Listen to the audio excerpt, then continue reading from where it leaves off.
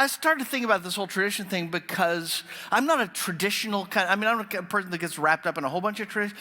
G.K. Chesterton made this observation about Christmas tradition. He said, tradition returns old things in new times.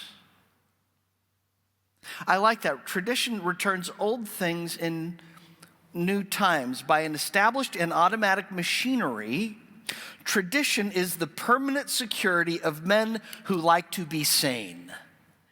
Isn't that good? In a world that is changing every nanosecond, in a world that is filled with so much insecurity, tradition has a way of grounding us in what is the past and what is good. And yet we experience it in new ways because we're new people every time we experience it. And it prepares us to move forward as better, healthier people.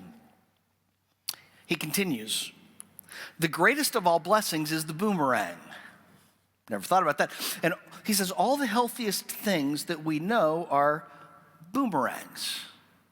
That is, they are things that return. He says sleep is a boomerang. It is something that we experience over and over again, but it refreshes us every time we experience it, and it prepares us to move forward. Thanksgiving is a boomerang. For Christians, Easter is a boomerang. Communion is a boomerang.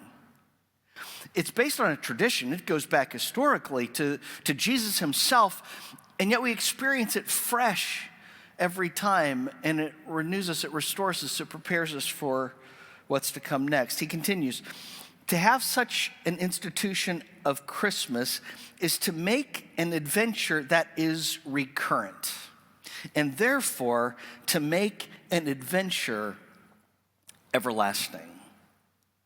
That's the power of Christmas. That's what Christmas ought to mean for us. Christmas grounds us in God's historic adventure in the past, and it prepares us for the future.